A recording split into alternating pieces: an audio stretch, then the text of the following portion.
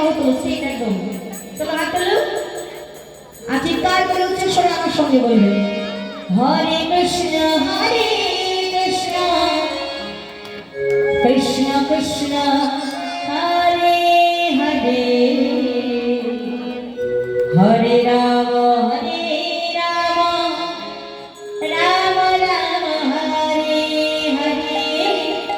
বাহু তুলে হ্যাঁ এভাবে করতালি দিয়ে উচ্চ স্বরে আমার সঙ্গে বলে একসাথে হরে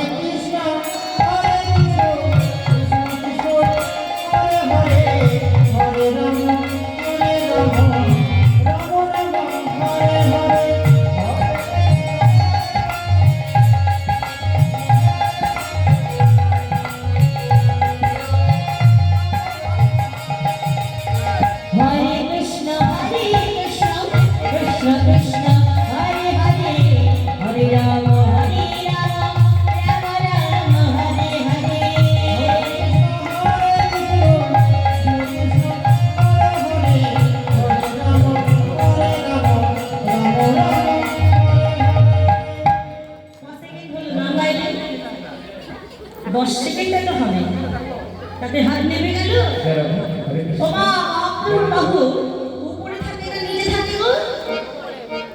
সত্যি বলছো? হ্যাঁ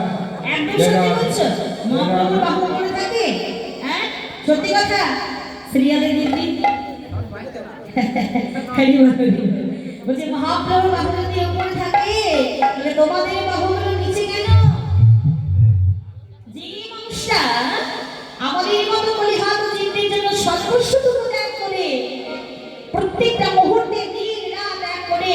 দুটি বাহু উত্তোলন করে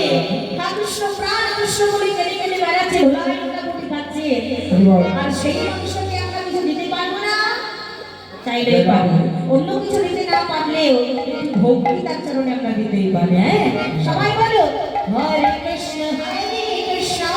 কৃষ্ণ কৃষ্ণ হরে হরে হরে রাম হরে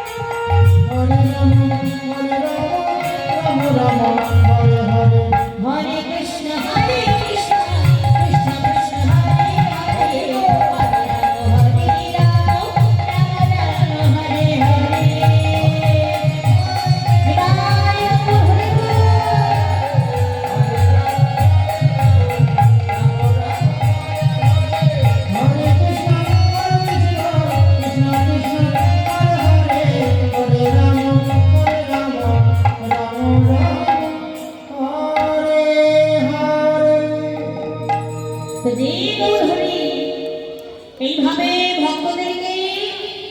হরিনাম কীর্তনের মাধ্যমে মাতিয়ে রাখতেন যে মহাপ্রভু ছিল নবদ্বীপের ভক্তদের প্রাণ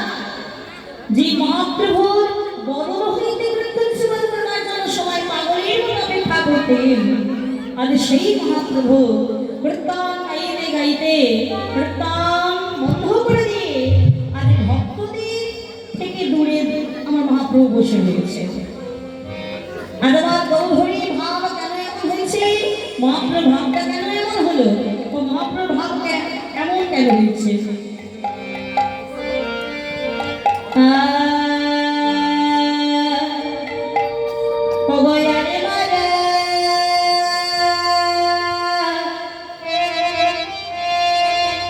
আরে